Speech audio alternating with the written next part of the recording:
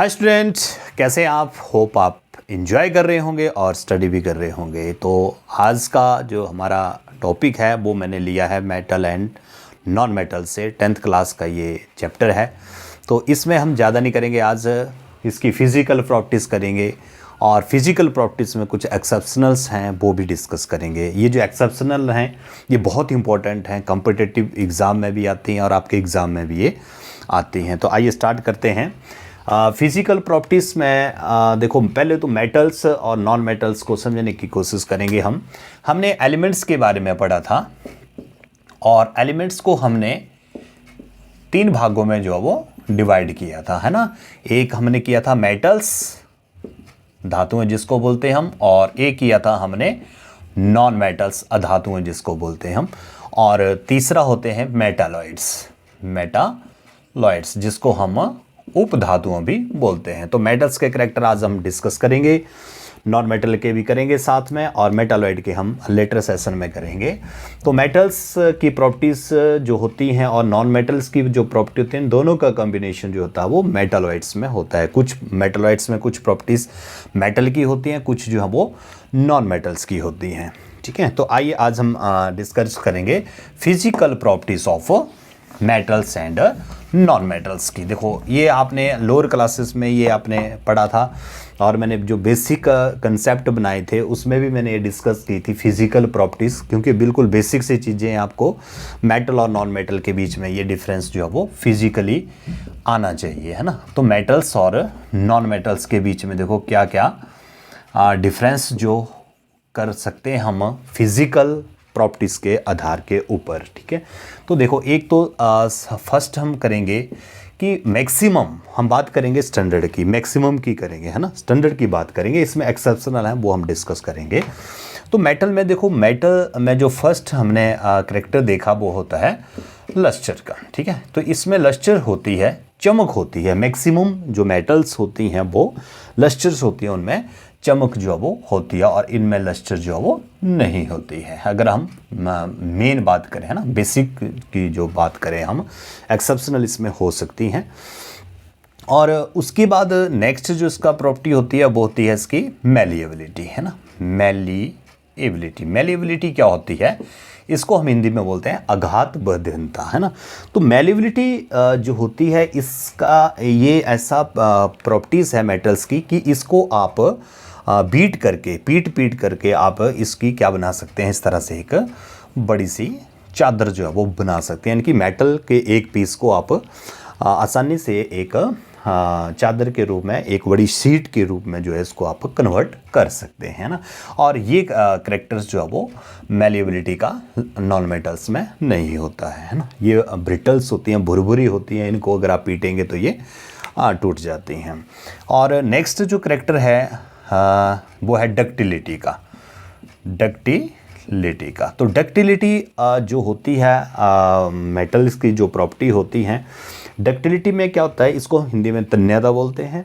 और डक्टिलिटी में हम किसी भी मेटल को, उसको पीट के हम उसको बीट करके उसको हम लंबी तारों में जो है कन्वर्ट कर सकते हैं, वायर्स में जो है वो कन्वर्ट कर सकते हैं। इस तरह से एक लंबी तार, एक छोटा सा अगर हम पीस लेते हैं मेटल का, तो उसको बीट करके एक लंबी जो है वो वायर बना सकते हैं। जैसे अगर हम एग्ज़ाम्पल देखें यहाँ पे गोल्ड का, है ना, गोल्ड का अगर हम एग्ज़ाम्पल देते हैं तो बोलते हैं कि 1 ग्राम अगर गोल्ड है तो उसकी आप 2 किलोमीटर लंबी वायर जो है वो बना सकते हैं। 1 ग्राम गोल्ड की आप 2 किलोमीटर तक की एक लंबी इतनी सारी वायर जो है वो बना सकते हैं। तो ये डक्टिलिटी जो है वो शो करती है जो मेटल्स होती हैं ना। और ये डक्टिलिटी जो होती है, ये कैरेक्टरिस्टिक्स जो है वो नॉन मेटल्स में नहीं होता है। उसके बाद अगर हम नेक्स्ट बात करें इसकी, एक तो आपको पता ही है कि मेटल्स मैक्सिमम रूम टेम्परेचर के ऊपर क्या होती हैं, सॉलिड में होती हैं, है ना। और नॉन मेटल्स जो होती हैं वो आपको पता है जैसे गैसेज हैं, है ना। तो गैसेज जो हैं, मैक्सिमम जो गैसेज हैं वो नॉन मेटल्स होती हैं, तो वो सॉलिड में नहीं होती हैं, है ना। तो इसके अलावा हम कर सकते हैं इनका मेटल्स होते हैं, they are good conductors of heat and electricity, heat and electricity. ये मैंने आपको पहले भी बताया था कि गुड कंडक्टर, हीट का मतलब क्या है कि अगर आप इसको गर्म करते हैं, किसी मेटल के टुकड़े को गर्म करते हैं तो वो उस हीट को आगे ट्रांसफ़र कर देता है, ठीक है। वहीं वो बर्न नहीं होता है, जलता नहीं है। जैसे अगर ये प्लास्टिक है, देखो मार्कर, अगर मैं इसको यहाँ से जलाने लगूँगा ना तो ये धीरे धीरे सारा ही जल जाएगा, ये हीट को आगे ट्रांसफ़र नहीं करेगा। तो मेटल्स करती हैं। अगर आप लोहे की एक वायर लेंगे, लोहे की एक वस्तु लेंगे और इसको इस साइड से अगर आप गर्म करेंगे ना तो धीरे धीरे धीरे जो है ये हीट आगे को ट्रांसफ़र हो जाती है और आपका हाथ भी धीरे धीरे गर्म होने लग जाता है और फिर उसको आप छोड़ देते हैं।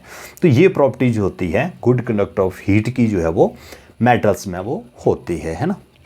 और मेटल्स होती हैं, they are also good conductor of electricity.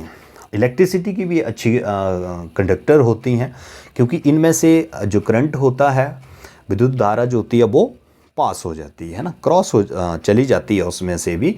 और जैसे अगर आप देखें एग्जांपल, जैसे आपको पता है कॉपर की वायर है या सिल्वर की वायर है, सिल्वर या कॉपर की वायर हम यूज़ करते हैं, ये गुड कंडक्टर हैं। सिल्वर और कॉपर जो होते हैं they are very good conductor of electricity. तो इनका हम इलेक्ट्रिसिटी की जो इलेक्ट्रिक जो वायर्स होती हैं उसमें हम इसका यूज़ करते हैं, सिल्वर और कॉपर का, है ना। तो इसमें भी गुड कंडक्टर किस तरह से होती हैं कि जैसे आप यहाँ से अगर करंट यहाँ से पास हो रहा है तो ये आगे को पास कर देती हैं करंट को, ठीक है। यहाँ पे आपने कोई ये करंट को स्टॉप नहीं करती हैं, आगे को भेज देती हैं। तो इसलिए इनको good conductor of heat and electricity का हम बोलते हैं, ठीक है।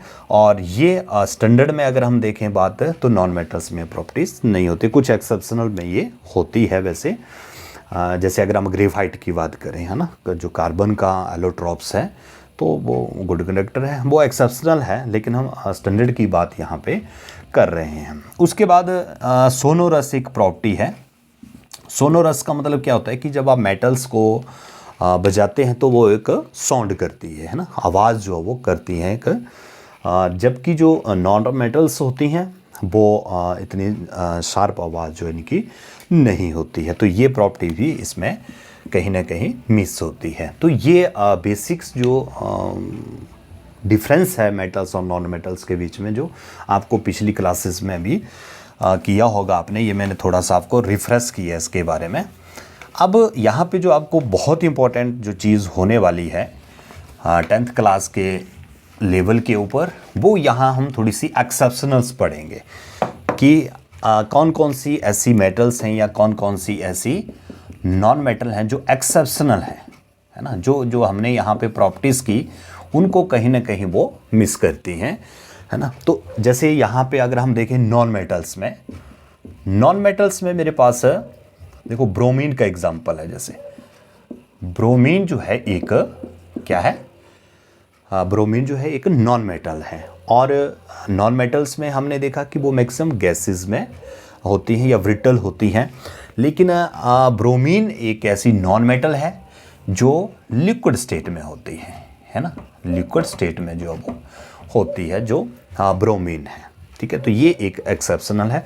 बहुत ही इंपॉर्टेंट क्वेश्चन है, ये पेपर में आ जाता है कि name the non metal which occur in liquid state, तो दैट इज ब्रोमीन।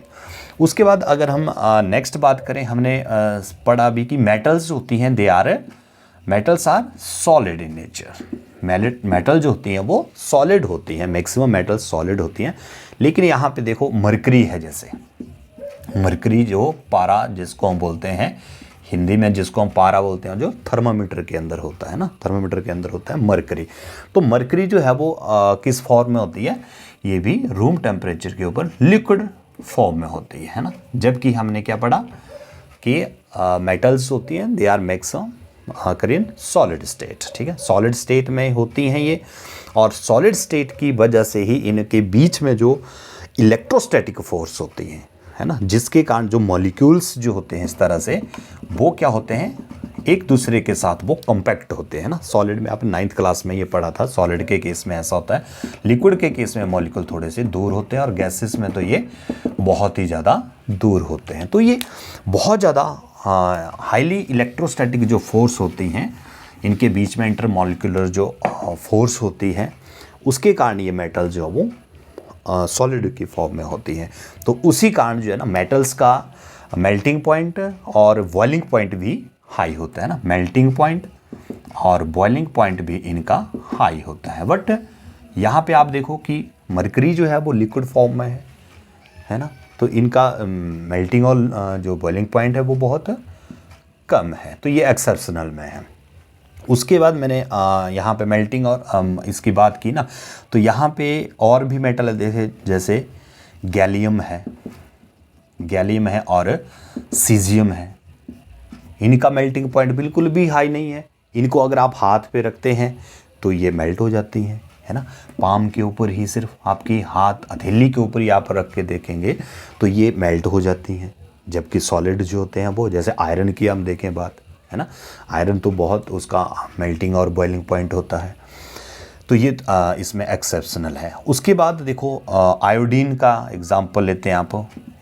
आयोडीन जो होती है एक नॉन मेटल है ना, आयोडीन एक नॉन मेटल है, और नॉन मेटल होने के बाद ये इसमें लस्टर होती है ना, चमक होती है। जबकि हमने देखा कि वो नॉन मेटल से होता है, उसमें लस्टर जो है करेक्टर नहीं होता, वो इतनी लस्टर जो है वो शो नहीं करती हैं। लेकिन आयोडीन एक नॉन मेटल है और उसमें वो करेक्टर जो है वो लस्टर का होता है। उसके बाद देखो कार्बन की अगर हम बात करें, कार्बन भी एक नॉन मेटल है ना।